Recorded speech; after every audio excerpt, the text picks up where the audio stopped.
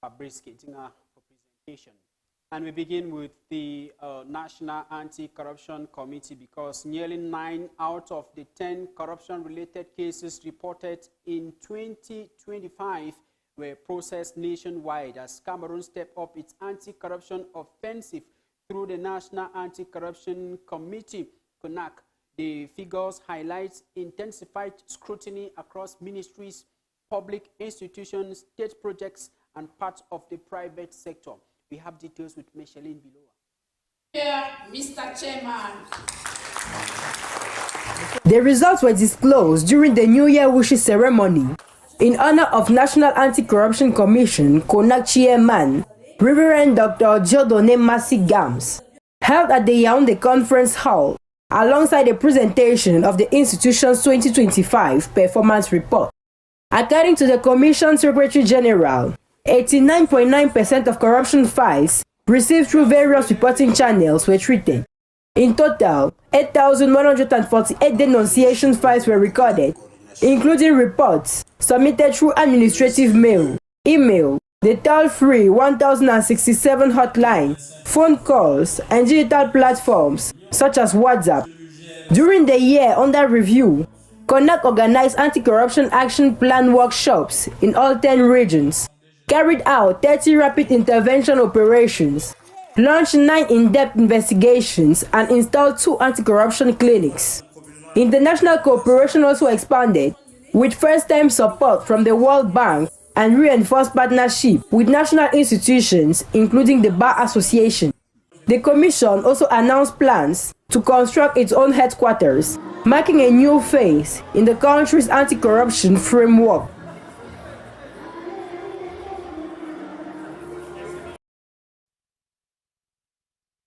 Something else, billions of francs CFA escaped the state's coffers, sometimes well beyond national borders. To reverse this trend, the Cameroon Debt Recovery Company announces an intensification of its international actions this year, as detailed in the following report by Jackie Nibili. The recovery of public receivables no longer stops at national borders. Today, some debtors to the Cameroonian state hold assets abroad, including bank accounts, real estate, or shares in companies. Without targeted action, these resources remain permanently beyond the reach of the public treasury. To address this challenge, the Debt Recovery Corporation is strengthening its international strategy. Existing and future partnerships makes it possible to identify debtors, trace their assets, and initiate recovery procedures recognized by the countries concerned. Anyway, as the director of Mobile Brigade, daily we are carrying out patrimonial investigation. It means that we send out our collaborator to look for all the debtors and to look of all their means, all their goods. You know, many debtors organize themselves not to pay. That is why when we seize the opportunity to meet them, we make them to understand that it is good for them to pay. And if they don't will to do so, we organize ourselves and we use all the means and prerogative the state put in our disposition. This approach is also based on strengthened expertise. International debt recovery requires a thorough mastery of legal and financial frameworks. The slightest mistake can slow down or even compromise the recovery of public funds. Finally, DRC relies on modern tools to reduce blind spots and limit financial evasion strategies. In Mobile Brigade, we notice that the procedure is different when we are looking for goods inside and outside. Inside, we can do it by ourselves or through other state or private institution, because we have the power to make them to give to us all the information we need. And if they don't do so, they constitute themselves debitor at the same level as the principal debitor. That is why when we seize you by requisition, you are bound to answer and send us the information we need. When the debitor is out of Cameroon, we have many mechanisms to recover his asset. I know you can realize that last 14 January, our Director General of Debt Recovery signed a convention with the Cameroon ambassador in Paris. By intensifying debt recovery efforts beyond Cameroon's borders, the state is sending a clear message: public receivables do not disappear with distance. From this year onward, every franc owned must be recovered wherever it may be. Now Cameroon is gearing up to celebrate the 60th edition of the National Youth Day next week. That will be on the 11th of February. And as part of activities marking the 60th edition of the Youth Day, the Minister of Youth Affairs and Civic Education, Monuna Fortso, who doubles as President of the National Organizing Committee, yesterday, February 3, 2026, presided over activities at the Youth Village in the National Museum here in Yaoundé, joined by the Ministers of Secondary Education, Sports and Physical Education, as well as Communication. He led an interactive talk show with young people. The exchange provided a platform for youth to express their concerns, share experiences, and reflect on their roles in national development. Let's have an excerpt from one of the young participants who took part in yesterday's gathering. This commemorative day, we had two experts speak to us. One on the history of the Youth Day, how the Youth Day came about, and the other on the modalities of the organization for the Youth Day. Now, from the history, I could draw that we first, at the beginning, it was known as the plebiscite day, but due to the pain of the memory from that day, it was changed under the leadership of the President Amadou Ahidjo at the time. It was changed to the Youth Day. That was to encourage youth to do more in their daily lives, to build the country, to promote patriotism in youth, and to promote unity in the country. I would say, as a youth now in my day, the only thing I can do at the level of a student is to know my laws, my national laws, try to abide by them, be useful in my community, in my school life, and try to be a good example as a youth in this country.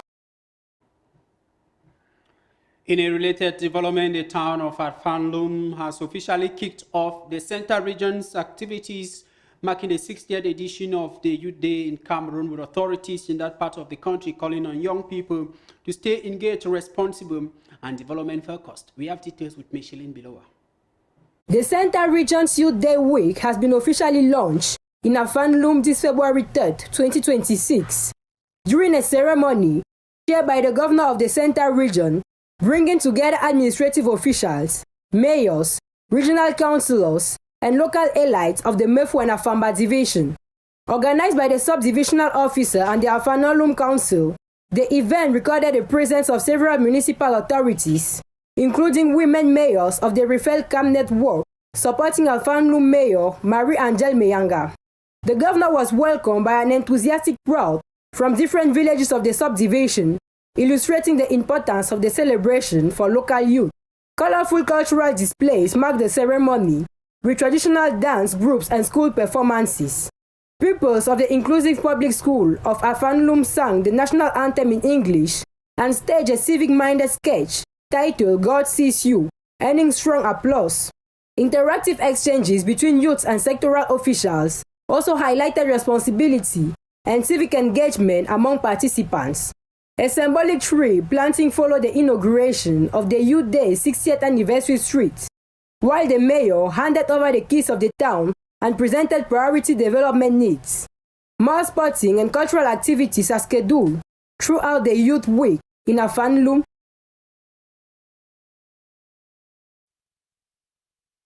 Away from the 60th edition of Cameroon's National Youth Day, We're back in Yaoundé, where the mayor of the city of Yaoundé, Luc Messi Atangana, has officially received the rehabilitation and reconstruction works of the Carrefour Vokbi-Koron road section, a key urban infrastructure project aimed at improving mobility and reducing flooding risk in the Koron area. The project has been fully financed by the Yaoundé City Council, as Jakinye Billy tells us more. The mayor of the city of Yaoundé, Luc Messi Atangana, officially receives on the 10th of February 2026 the rehabilitation and reconstruction works of the road sections located in the Koron area via the Mvombi Junction. This strategic urban infrastructure project was fully financed by the Yaoundé City Council through its own funds, in line with its ongoing urban modernization and mobility improvements program. The works included the rehabilitation and resurfacing of the roadway, the resizing and widening of the road to improve traffic flow, as well as the construction of a bridge and drainage structures designed to facilitate the evacuation of rainwater. These developments are expected to significantly reduce recurrent flooding, ease congestion, and enhance road safety for motorists and pedestrians. This newly rehabilitated road section will improve access to surrounding neighborhoods, boost economic activities in the area, and contribute to better living conditions for local residents. While commenting the quality and timely execution of the works, the mayor of Yaoundé called on residents and road users to adopt responsible behavior, particularly by protecting sanitation and drainage facilities in order to preserve the infrastructure and ensure its long-term sustainability for the benefit of all.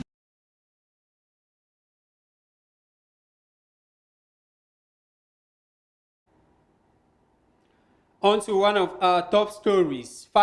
More than 5 years after Cameroon launched its decentralization drive, regional assembly members say the reform exists more on paper than in practice, with only a handful of the 72 legally transferred powers actually placed in their hands. Some regional assembly members are now calling on state authorities to release the powers and facilitate the development of the nation, as you hear in the following report.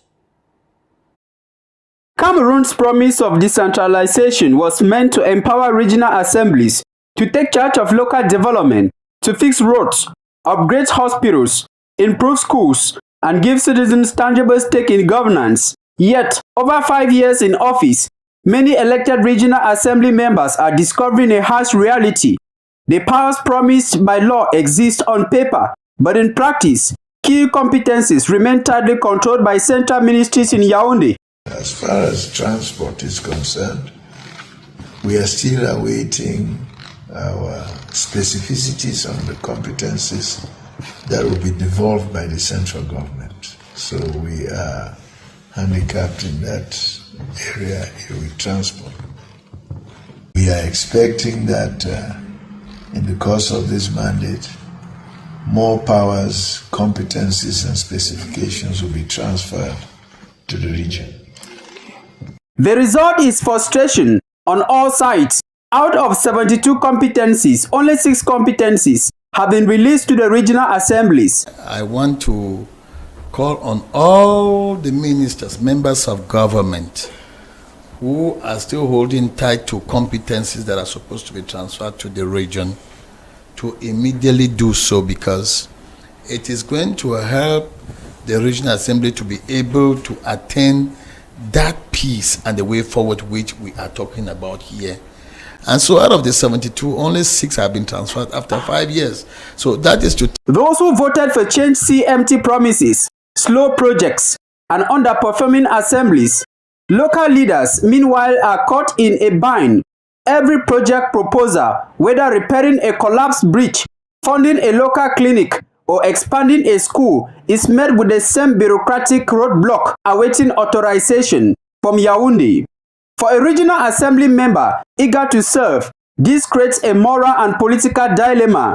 Do they stay silent to protect their career, knowing that public complaints could lead to suspension, political isolation, or worse? Or do they expose the truth, risking retaliation in the process? The consequences of both choices are at stake, and the stakes are high. This is more than a bureaucratic bottleneck. It is a governance crisis. When authority is promised but withheld, accountability breaks down. Citizens blame local leaders for delays they cannot control. Though the head of state, President Paul Biya, has the goodwill to make his people feel fine, There are still others who don't want them to be but fine. there are some people who are still frustrating the vision of the head of state, President Paul Biya. Principalities. And so I am just using this opportunity to say that, well, these competencies are really transferred to the regional assembly, be it the regional councils. I think we will attain a lot much of this peace and progress within Cameroon, within our communities, and every citizen of Cameroon will feel happy wherever he is. Time for decisive action to empower regional assemblies, restore trust, and allow local leaders to fulfill the mandate entrusted to them by the people, without which the government would have sold the goat but held the rope.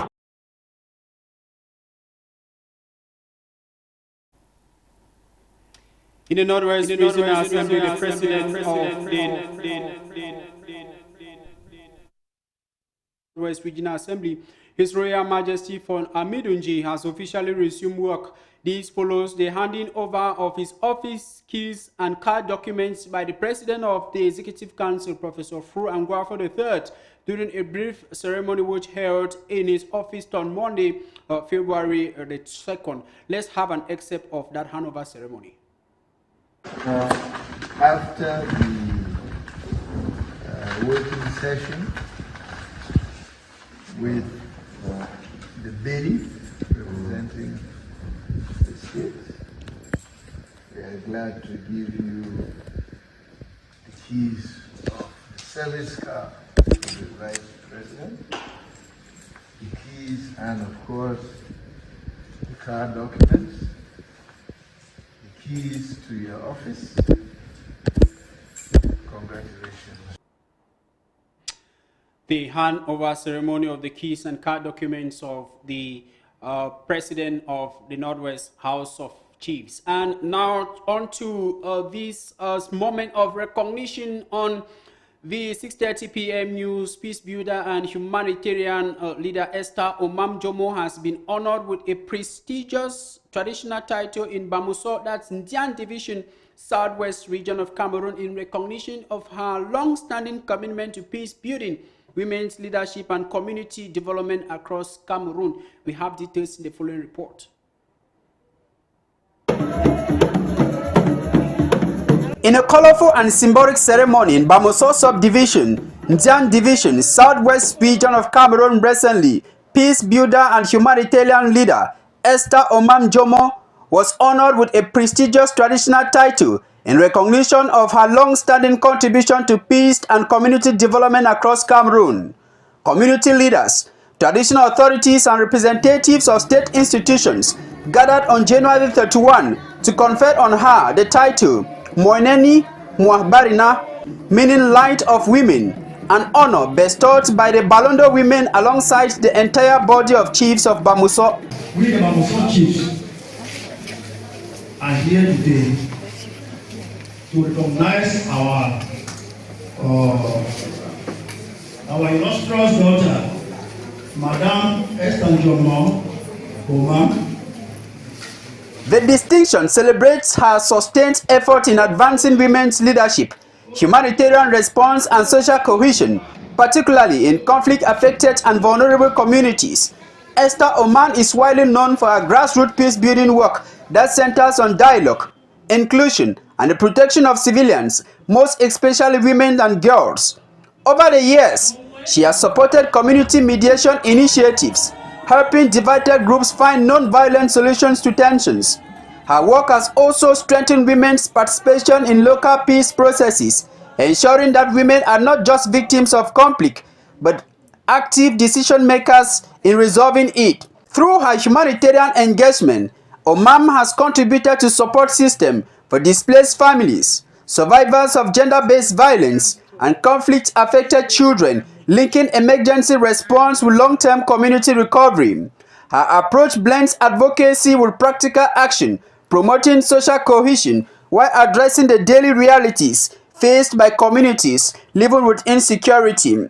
Observers say her recognition in Ndian Division sends a broader national message that peace building in Cameroon is increasingly community-driven and that women's leadership is central to sustainable stability.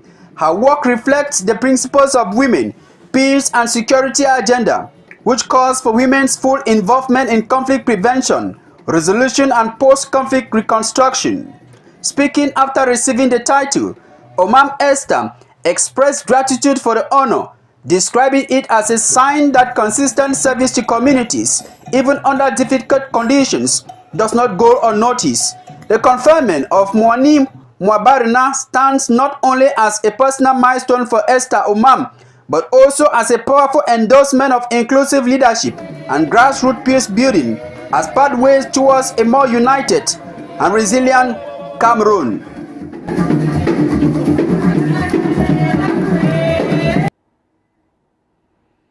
Let's now take you out of Cameroon, where a small U.S. military contingent has been deployed to neighboring Nigeria to support training and counter-terrorism cooperation. And still talking about the U.S., President Donald Trump has moved to relaunch AUCUN, restoring momentum to the U.S.-Africa Preferential Trade Program. We have a roundup of the world news with Micheline Bilowa.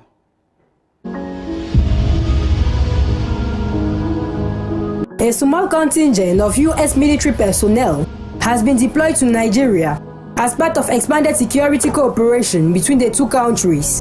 According to official sources, the deployment focuses on training, intelligence support, and operational coordination, with Nigerian forces facing insurgent and extremist threats. Authorities stress that the mission is limited in size and scope and not a combat deployment. The move comes as Nigeria's continuous effort to strengthen its counter-terrorism capacity and protect vulnerable regions.